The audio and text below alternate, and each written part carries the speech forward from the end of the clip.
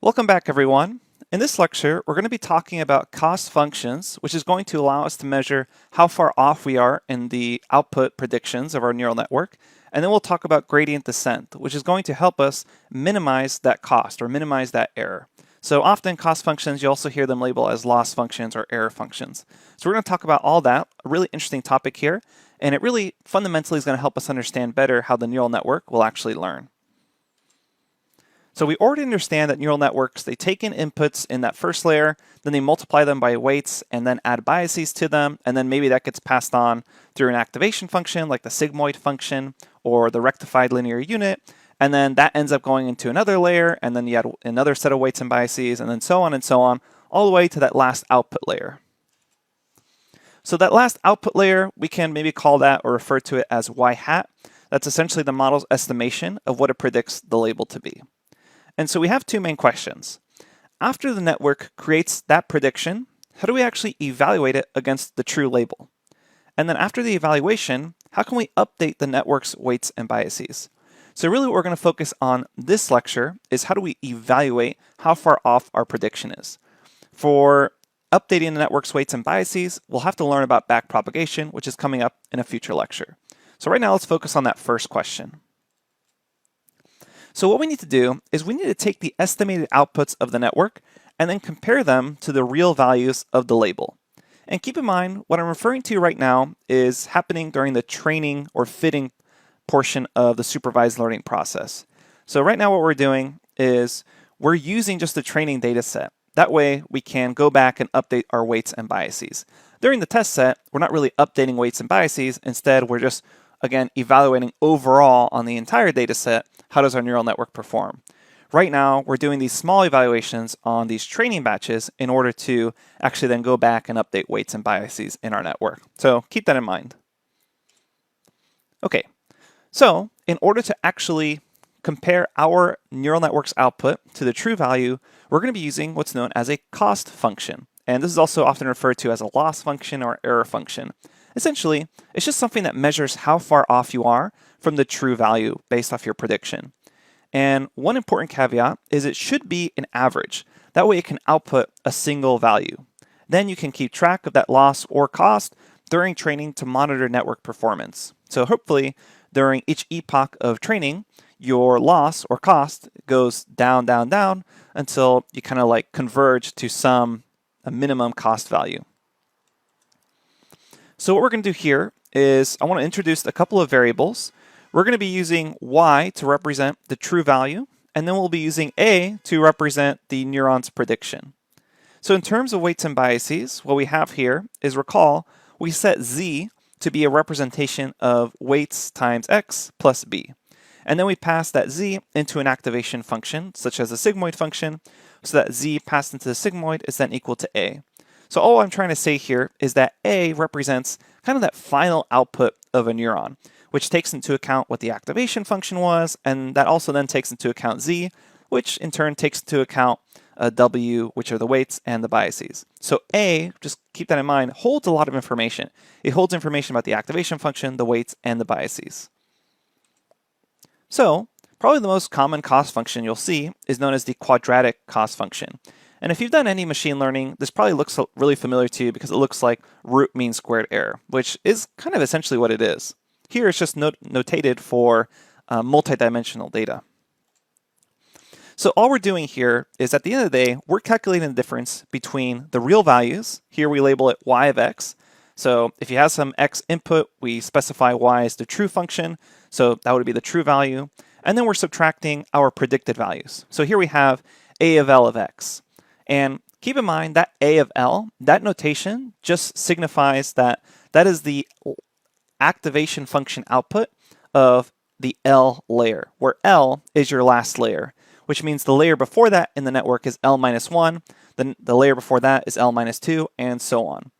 Later on, we'll see why it's more convenient to kind of mark L as your last layer and then work backwards from there instead of starting from the beginning. So again, A of L of x, that's essentially your predicted output. So keep in mind the notation again shown here kind of corresponds to vector inputs and outputs, since we're really dealing with a batch of training points and predictions as we go along. But the main idea is you have C as the cost function. you're doing some sort of averaging, so that's why you have 1 over 2 times n. So n is the number of points there. Then you're taking the sum of all those differences and squaring them. So a really common question is, why are we actually squaring this? And it does two useful things for us. One, it keeps everything positive, because whether you have a positive error or a negative error, if you square it, it becomes positive, which is good because we want some sort of absolute measurement of error. If we weren't squaring this and we had stuff that was negative and positive, when you average it out, that could hover around 0, which is actually not a true indication of the absolute value or absolute units of how far off you are. So squaring it makes sure that everything's positive. The other and much more important thing it does is it's going to punish really large errors. So sometimes you have some data points that you're going to be really off on. And if you actually square that error, then it exponentially grows as terms of your cost. So maybe you're off by $10 in whatever units you're trying to measure, but your cost is going to report that in units squared. So it's going to say you're off by 100 instead of just 10. So you're going to really punish your network for being really off on certain points, which is good because you don't want your network to suddenly be able to not predict well on even just a few points where it gives you a huge error. You'd rather suffer a little bit on all the other points and not be totally off on those few kind of edge cases. So that really helps punish large errors. Now in general, we can think of the cost function as a function of 4 main things. So the cost function is going to be a function of W, which is our neural network's weights, B, which is all the biases in our neural network, S of R, which is the input of a single training sample, and E of R, which is the desired output of that training sample. And that makes a lot of sense because the cost is dependent on what the current weights and biases are. It's also dependent on what you passed in as the actual training example. And then it's also dependent on what you're comparing it to, which is E of R. So notice how that information was actually all encoded in that simplified notation that we had. So I showed you this as the cost function. And you may be wondering, didn't you just say that the cost function is a function of W and B? Where's W and B in the quadratic function here? Well, it's actually encoded within A of X. Because remember, A of X holds information about weights and biases because A of X is Z passed into the activation function, where Z then contains information about W and B.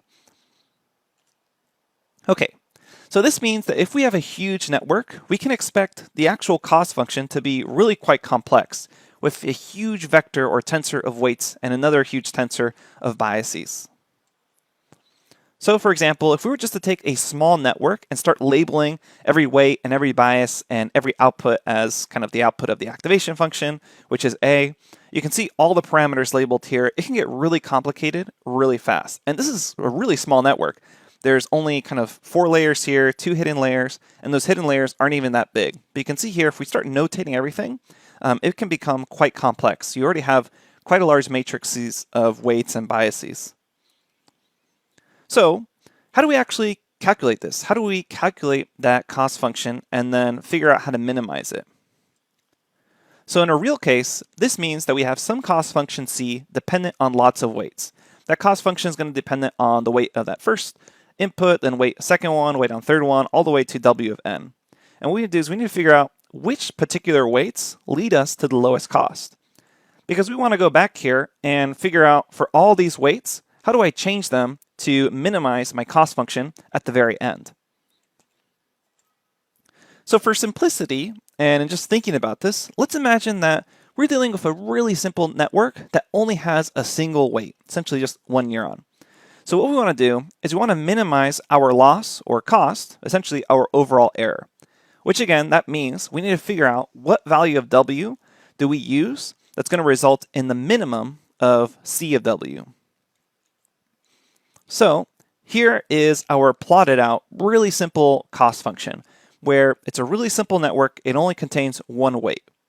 Well, what we want to do is we want to figure out what value of W minimizes this cost function.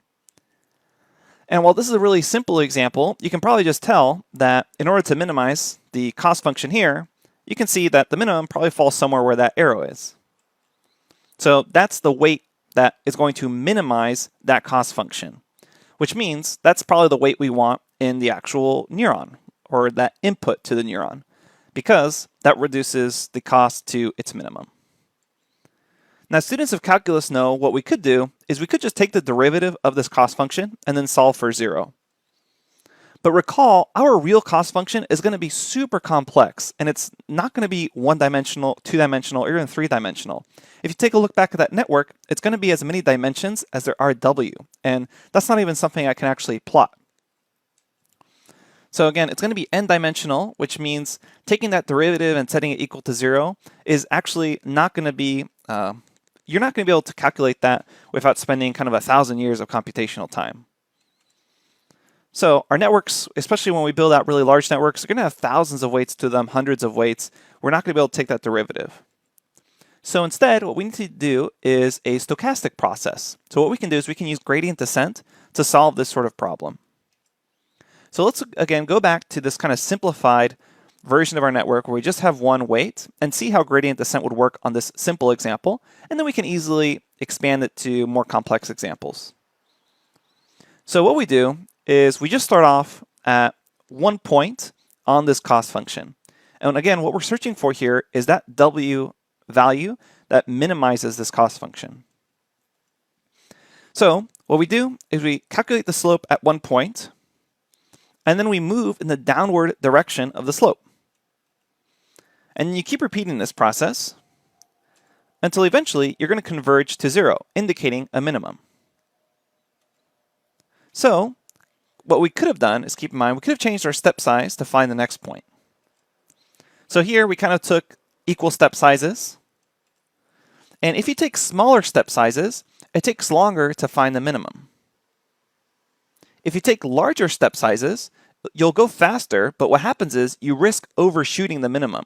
So if you go too large of a step size, you may actually miss that minimum weight or minimum weight tensor and then kind of overshoot and you don't end up converging.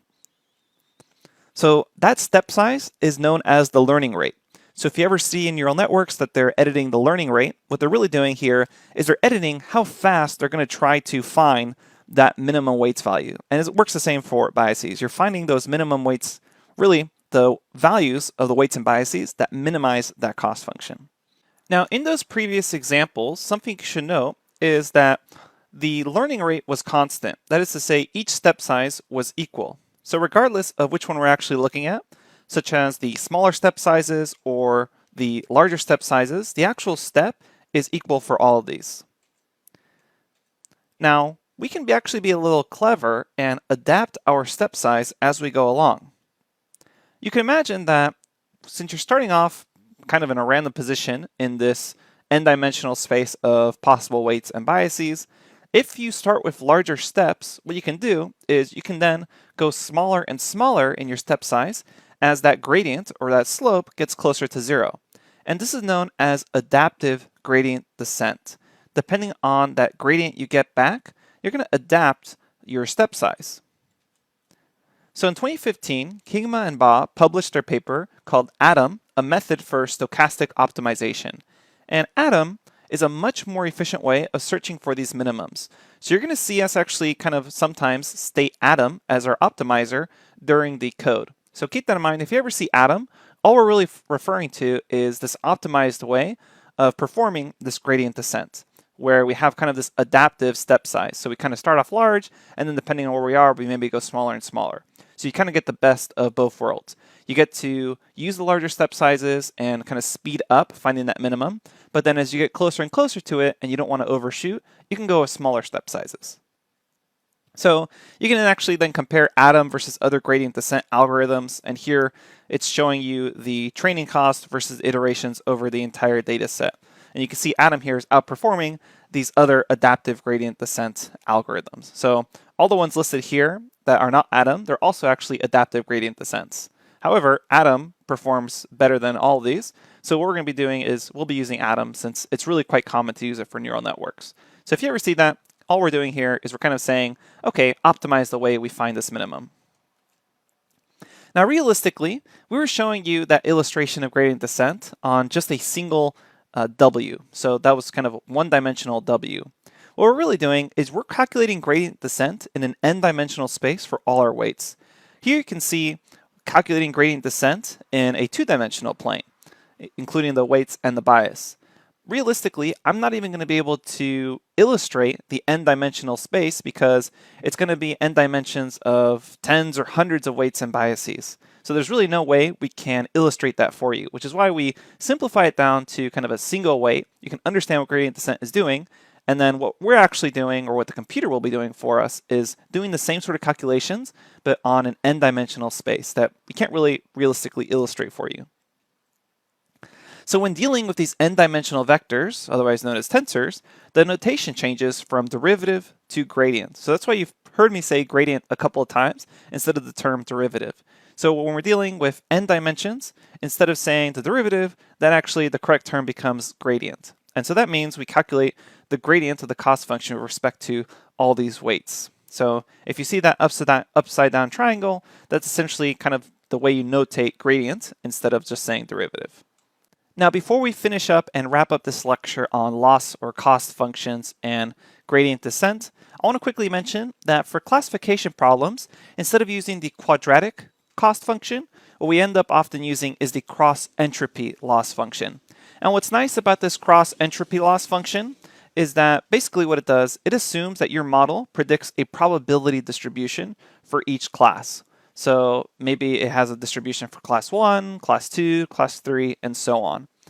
And the way this formula actually works out is for a binary classification, that is only two classes, you have the top formula resulting, and then those logs actually represent natural logs. And then for m number of classes greater than 2, you end up using the formula below. And you don't have to worry too much about this formula because essentially when we're coding it out, we're just going to specify use cross-entropy. So when we're performing classification, especially multi-class classification that's greater than just binary classification, we'll be calling upon cross-entropy to be our cost function.